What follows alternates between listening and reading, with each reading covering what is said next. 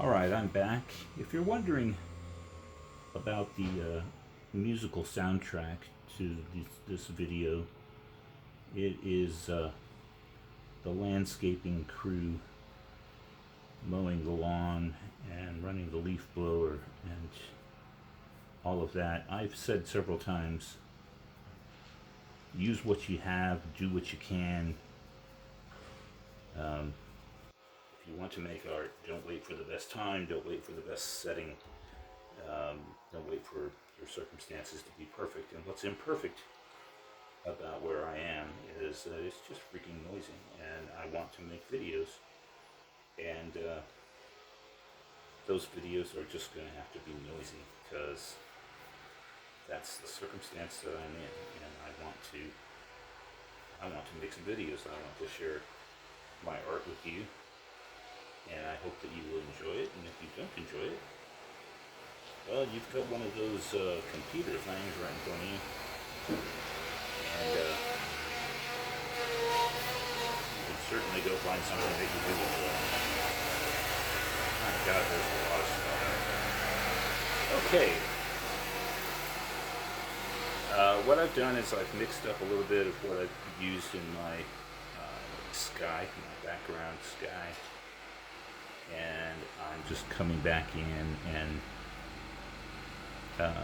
cleaning up any stray edges and anything that just went where I didn't really quite mean for it to go. Or I did mean it at the time, but I've changed my mind since then. So I had his spikes coming over a little further, and I've just changed my mind as the painting evolved. I said, no, I don't want it like that. I want it like this.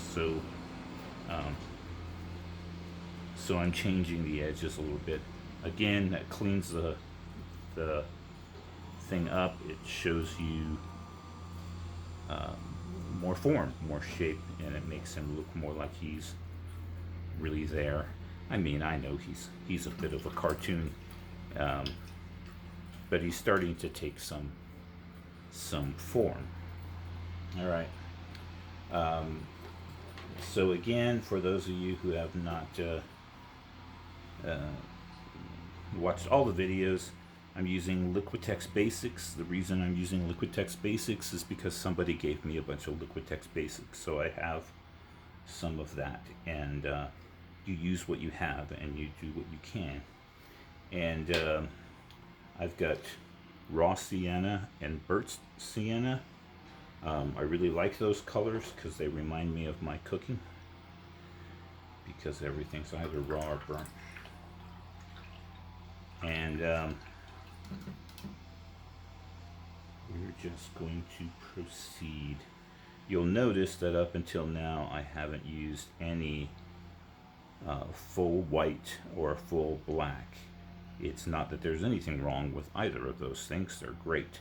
But I don't want them yet, because you can't go blacker than black and you can't go whiter than white. So if I want to pull some shape out and make it more three-dimensional, darker, lighter, something, I'm going to need to have some room to move, some wiggle room.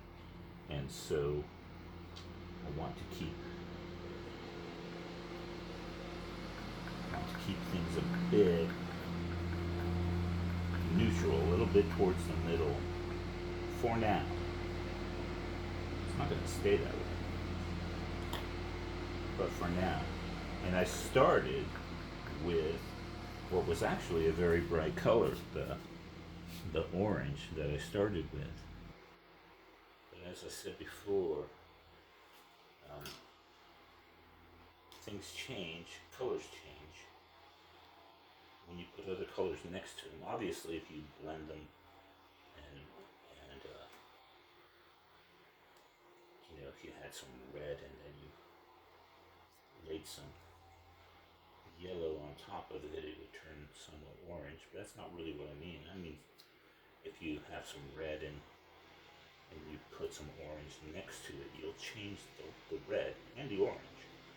They'll both alter in your appearance.